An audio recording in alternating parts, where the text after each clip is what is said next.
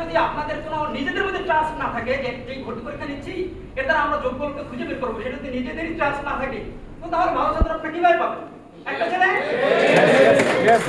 ছেলে পরীক্ষা দিল এবং তিনি তার মেধায় তিনি উত্তীর্ণ হয়েছেন, শুধু মাদ্রাসা ব্যাকগ্রাউন্ডের হওয়ার কারণে আপনারা তাকে ঢুকতে দিবেন না? মানে এই বৈষম্য পৃথিবীর আর কোথায় আছে?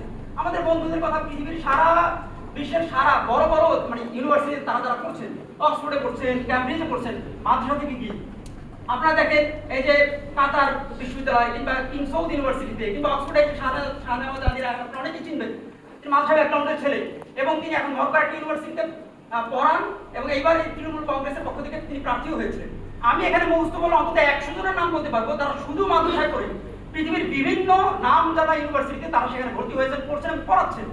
শুধু বাংলাদেশে এমন কোন শিক্ষা ব্যবস্থা আছে যেখানে আমার মাদ্রাসারা পড়তে পারবো না? এখানে কোন স্ট্যান্ডার্ডটা এখানে ফলো করা হয়?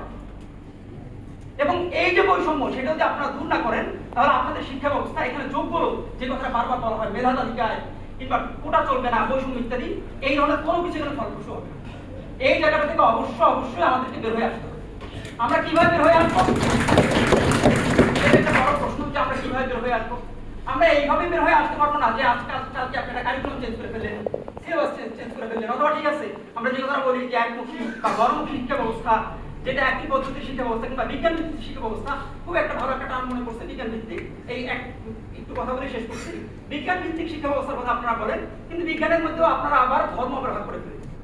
বিজ্ঞানের কথা যদি বলি আমরা কিন্তু সায়েন্স অফ কোরআন করি, আমরা উলুমুল কোরআন করি, সায়েন্স অফ হাদিস করি। এই যে কোরআনের বিজ্ঞান এবং হাদিসের বিজ্ঞানগুলো আপনারা কি সেগুলো বিজ্ঞান হিসেবে স্বীকৃতি দেন না? সেগুলো কি বিজ্ঞান না? এবং পৃথিবীর বিভিন্ন বিশ্ববিদ্যালয়ে যেগুলোকে দেওয়া হয় সেগুলো তো আপনারা কেন দেবেন না? যদি বিজ্ঞান ভিত্তিকের কথা বলেন তাহলে বিজ্ঞানের জায়গাগুলোকেও আপনাদের ক্লিয়ার রাখতে হবে। প্রতিষ্ঠিত বৈজ্ঞানিক সত্য যেগুলো, সেগুলো কি ইসলাম স্বীকৃতি দেয় না? অবশ্যই দেয়।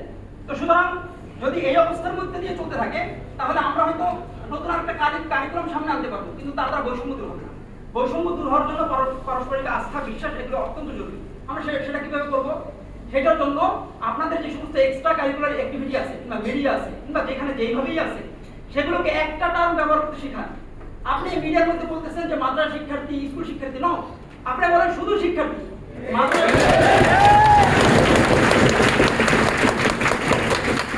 যদি মাদ্রাসা শিক্ষার্থী হয় তাহলে তার রক্ত কি সাদা হয়ে যাবে?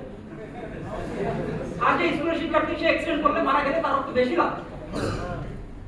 তো আপনারা একটা টার্মের মধ্যে আসেন এবং এক্সট্রা কারিকুলার অ্যাক্টিভিটি প্রথম অবস্থার মধ্যে আমি যেটা প্রস্তাব দিব সেটা হলো এক্সট্রা কারিকুলার অ্যাক্টিভিটি যেগুলো আছে সেগুলোর মধ্যে শুধু শিক্ষার্থী হলেই যেন তিনি অংশগ্রহণ করতে পারেন, অন্য মেরিট যদি সেগুলো থাকে তাহলে যেন তিনি সেখানে ঢুকতে পারেন। আর সার্টিফিকেট প্রথা পৃথিবীর মনে হয় সবচেয়ে এখন মানে একদম কি বলে এটাকে দুর্বলতম এবং সবচেয়ে সমালোচিত প্রথা সম্পর্ক সার্টিফিকেট প্রথা। যে সার্টিফিকেট আপনি কালকে বানাইতে পারেন, আজকে আপনি চাকরি নিতে পারেন। এই মুক্তিযুদ্ধের ভুয়া সার্টিফিকেট ইত্যাদি এগুলো তো আছে। এগুলোকে বাংলাদেশে যদি বৈষম্যহীন শিক্ষা ব্যবস্থা চালু করতে হয় তাহলে এই সার্টিফিকেট যদি বাতিল করা যায় অথবা এমন কোনো মেরিট বানানো যায় কিনা যার দ্বারা সার্টিফিকেট ছাড়া শুধুমাত্র যোগ্যতার ভিত্তিতে সে চাকরি পাবে, তাহলে আশা করি বৈষম্য একেবারেই কমে আসবে।